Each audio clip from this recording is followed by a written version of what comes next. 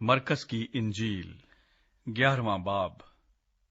यरूशलेम में शाहाना दाखला। जब वो यरूशलेम के नजदीक जैतून के पहाड़ पर बैत फिगे और बैत अनिया के पास आए तो उसने अपने शागिर्दों में से 2 को भेजा और उनसे कहा कि अपने सामने के गांव में जाओ और उसमें दाखिल होते ही एक गधी का बच्चा बंधा हुआ तुम्हें मिलेगा, जिस पर कोई आदमी अब तक सवार नहीं हुआ। उसे खोल लाओ। और अगर कोई तुमसे कहे कि तुम ये क्यों करते हो, तो कहना कि खुदावन को इसकी जरूरत है, वो फिल फौर उसे यहां भेज देगा। बस वो गए और बच्चे को दरवाजे के नजदीक बाहर चौक में बंधा हुआ पाया और उसे खोलने लगे।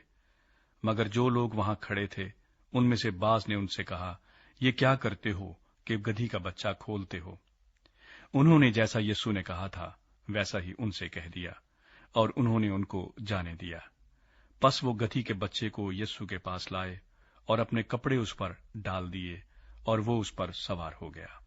और बहुत लोगों ने अपने कपड़े राह में बिछा दिए, औरों ने खेतों में से डालियां काट कर फैला दी, और जो उसके आगे आगे जाते और पीछे पीछे चले आते थे पुकार पुकार कर कहते जाते थे, होशाना, मुबारक है वो जो खुदावंद के नाम से आता है, मुबारक है हमारे बाप दाऊद की बादशाही जो आ रही है, आलम बाला पर होशाना। और वो यरूशलेम में दाखिल होकर हैकल में आया और चारों तरफ सब चीजें मुलाहिजा करके उन 12 के साथ बैत अनिया को गया, क्योंकि शाम हो गई थी। इंजीर के दरख्त पर लानत। दूसरे दिन जब वो बैत अनिया से निकले तो उसे भूख लगी, और वो दूर से इंजीर का एक दरख्त जिसमें पत्ते थे देख कर गया कि शायद उसमें कुछ पाए। मगर जब उसके पास पहुंचा तो पत्तों के सिवा कुछ न पाया, क्योंकि अंजीर का मौसम न था। उसने उससे कहा, आइंदा कोई तुझसे कभी फल न खाए। और उसके शागिर्दों ने सुना।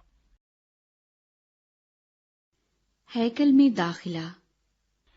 फिर वो यरूशलेम में आए और यीशु हैकल में दाखिल होकर उनको जो हैकल में खरीदो फरोख्त कर रहे थे बाहर निकालने लगा और सर्राफों के तख्तों और कबूतर फरोशों की चौकियों को उलट दिया। और उसने किसी को हैकल में से होकर कोई बर्तन ले जाने न दिया। और अपनी तालीम में उनसे कहा, क्या ये नहीं लिखा है कि मेरा घर सब कौमों के लिए दुआ का घर कहलाएगा? मगर तुमने उसे डाकुओं की खो बना दिया है।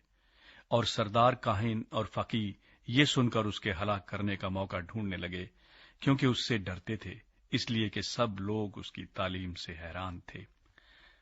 और हर रोज शाम को वो शहर से बाहर जाया करता था। इंजीर के दरख्त से सबक। फिर सुबह को जब वो उधर से गुजरे तो उस अंजीर के दरख्त को जड़ तक सूखा हुआ देखा।